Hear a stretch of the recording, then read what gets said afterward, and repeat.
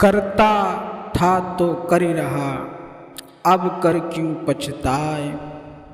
बोया पेड़ बबूल का तो आम कहाँ से पाए। सदगुरु कबीर साहब का यह जो दोहा है, इस दोहे से सदगुरु कबीर साहब सभी को संदेश दे रहे हैं, वह समझा रहे हैं कि जब तुम्हें समय मिला कि तुम अच्छे कर्म कर लो, तुम्हें समय मिला कि भक्ति भजन कर लो, तुम्हें समय मिला कि अच्छे अच्छे कामों को अपने जीवन में कर लो, तब आपने अच्छे कर्म नहीं किए, आपने कोई सद्गुरु का काम नहीं किया, आप कभी सत्संग भजन संध्या नहीं की, आप कभी दान दक्षिणा नहीं किए, आपने कभी संतों की सेवा नहीं की, आपने कभी दीन दुखियों की मदद नहीं की। अब क्यों पछता रहे हो? जो तुमने किया है उसको भोगना पड़ेगा।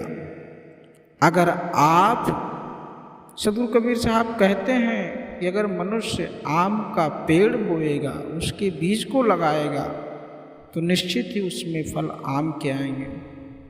लेकिन आपके कर्म बबूल के कांटों जैसे होगा, अर्थात उसके बीज जैसे होगा। आपने उसके बीज बोए हैं तो निश्चित ही आपको कांटों पर ही चलना होगा। तो सदगुरु कबीर साहब कहते हैं कि हे मनुष्य, समझ जाओ कि आप निरंतर वह कार्य करो जिससे आपकी राह आसान रहे। आप ऐसे कार्य पे प्रारस्त न रहें जिस कार्य की वजह से आपको कांटों पर चलना पड़े। आपका जो कार्य है उस कार्य में सद्गुण और नम्रता साथ साथ सच्चाई होनी चाहिए। ऐसा कोई कार्य ना करो जिससे किसी को दुखी हो, किसी का मन दुखे, किसी को हानि पहुँचे। अगर किसी को हानि पहुँचती है तो निश्चित ही वह मनुष्य आप पर यह कहता है, हे भगवान, हे ईश्वर, कैसा मनुष्य है, इसकी वजह से मैं द्रवित हूँ, मैं दुखी हूँ। तो तुम जो कर्म करोगे उसका फल तुम्हें भोगना पड़ेगा।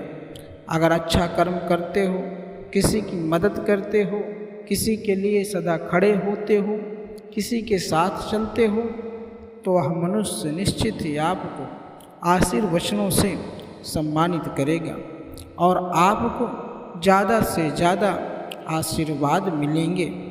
अगर आप किसी की मदद करते हैं, किसी भूखे को भोजन खिलाते हैं, किसी दीन दुखियों की मदद करते हैं, तो वह सामने से आपको मदद ही करेगा।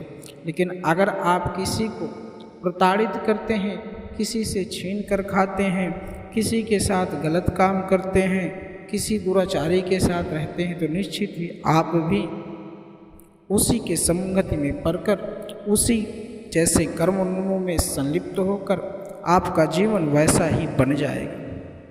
इसलिए सदगुरु कबीर साहब कहते हैं कि कर्म ऐसा करो जिससे आपका जीवन सुदृढ़ बन जाए।